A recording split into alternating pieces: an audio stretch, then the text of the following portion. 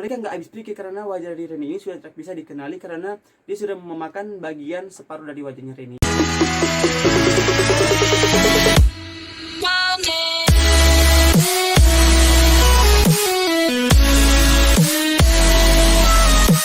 Halo guys, welcome back to my YouTube channel Enrico Brian.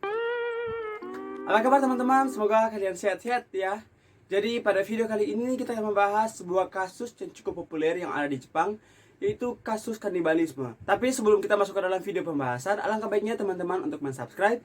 Jangan lupa nyalakan tombol notifikasinya agar supaya ketika aku upload video baru, kalian menjadi orang yang pertama menonton video itu. Dan jangan lupa like, komen, dan share sebanyak-banyaknya. Kanibalisme adalah sebuah situasi atau fenomena yang menggambarkan di mana makhluk hidup memakan makhluk hidup lainnya yang sejenis. Nah, kanibalisme ini juga secara umum bisa terjadi kepada hewan seperti siput, ular, gurita, ayam, dan beberapa spesies ikan lainnya. Namun bagaimana dengan manusia? Ya, kanibalisme ini juga pernah terjadi di zaman dulu di beberapa suku primitif. Namun pada saat ini, kasus kanibalisme dianggap sebagai tindak kejahatan atau kelainan mental patologis. Nah, seperti yang akan kita bahas kali ini, yaitu kasus kanibalisme yang terjadi di negeri Sakura, Jepang, yaitu kasusnya Issei Sagawa, yaitu sebagai selebritis atau kanibal yang dari Jepang yang terkenal.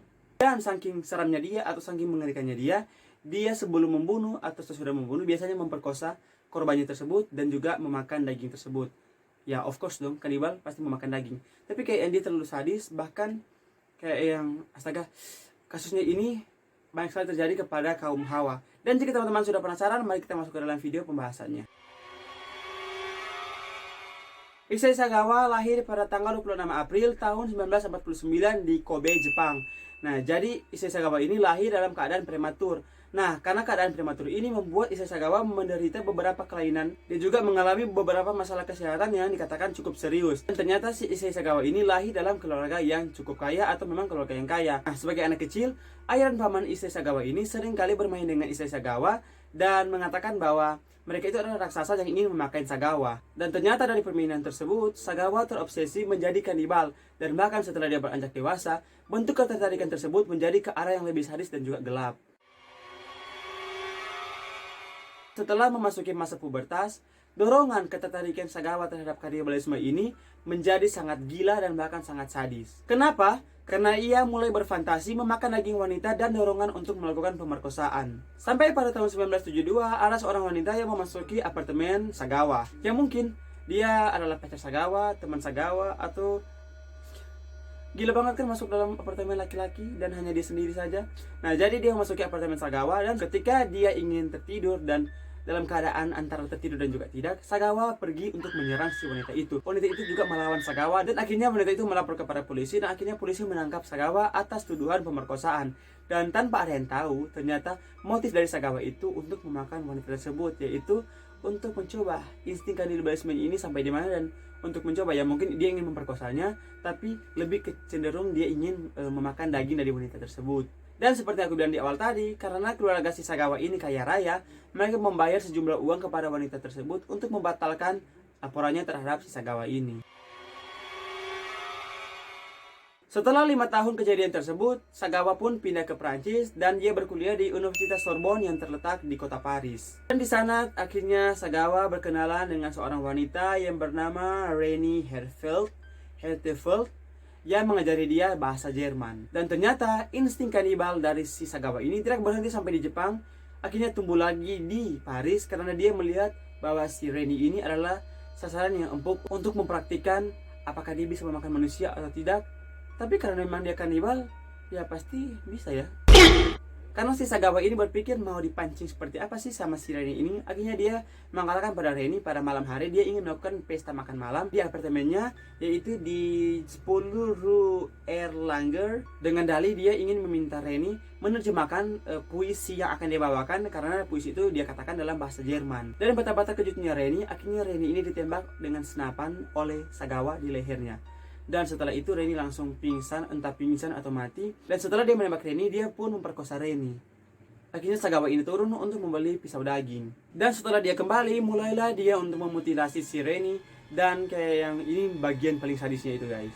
Dia mulai memotong beberapa bagian tubuh Reni. Dan dia memakan bagian-bagian Reni yang sangat dominan itu di bagian payudara.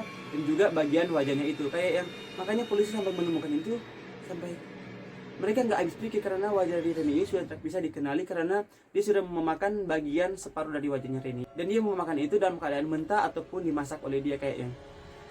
Nah, setelah aksi pertamanya itu sukses, seperti dia membunuh, memperkosa, dan juga memakan daging korbannya tersebut, akhirnya si Sagawa ini ketertarikan lagi dan ingin lagi melakukan hal tersebut. Sampai-sampai dia menjebak beberapa teman kelasnya, dan ada beberapa dari mereka yang dagingnya dimakan langsung oleh Sagawa, dimasak dan disimpan di kulkas. Sagawa pun ditangkap pada hari keempat saat dia ingin melenyapkan aksi-aksinya tersebut dengan dia membawa koper. Ternyata dalam koper itu ada mayat dari si Reni. Dia ingin melenyapkan mayat tersebut atau jasad tersebut di danau di Bois de Boulogne. Kalau aku salah boleh kalian komen di bawah. Jadi dia ingin melenyapkan bukti dari apa yang dia perbuat selama ini. Dan akhirnya polisi pun terkejut ketika mereka membuka koper. Mereka mencium bau yang sangat tidak enak dan menemukan beberapa potongan dari tubuh Reni yang dikatakan hilang sejak 4 hari yang lalu. Dan setelah usut punya usut, ternyata ada pengakuan dari sopir taksi yang dia mengatakan bahwa pada 4 hari yang lalu dia menemukan atau mendapati seorang penumpang yang sidi-sidinya menuju kepada Sagawa, dan dia mengatakan bahwa mungkin itu adalah pria dari Jepang karena dia memiliki mata yang sipit. Dan akhirnya Sagawa pun dituntut dan dimasukkan ke dalam lembaga kejiwaan. Nah, selama Sagawa dalam institut kejiwaan ini, Sagawa ini menulis sebuah novel yang dia beri judul In the Fog. Jadi In the Fog itu mengisahkan sebuah kasusnya yang selama ini dia lakukan dengan gambar-gambar ilustrasi yang sangat mengerikan. Namun lucunya, novel itu sangat laku dan bahkan bestseller di Prancis dan juga Jepang. Nah, setelah menghabiskan waktu kurang lebih 4 tahun di institut kejiwaan, akhirnya pihak pengacara yang disewa dari ayahnya Sagawa ini berhasil meyakinkan pihak Prancis untuk memulangkan Sagawa. Dengan alasan apa? Dengan alasan mereka mengatakan bahwa pengobatan Sagawa ini lebih bagus dilakukan di kampung halamannya, yaitu Jepang. Dan benar, pada tahun 1984 akhirnya Sagawa dipulangkan ke Jepang dan melakukan serangkaian pengobatan, yaitu lewat dari psikiater. Dan psikiater mengatakan bahwa Sagawa ini memiliki 2 kepribadian ganda, namun tidak dikatakan dia gitu gila.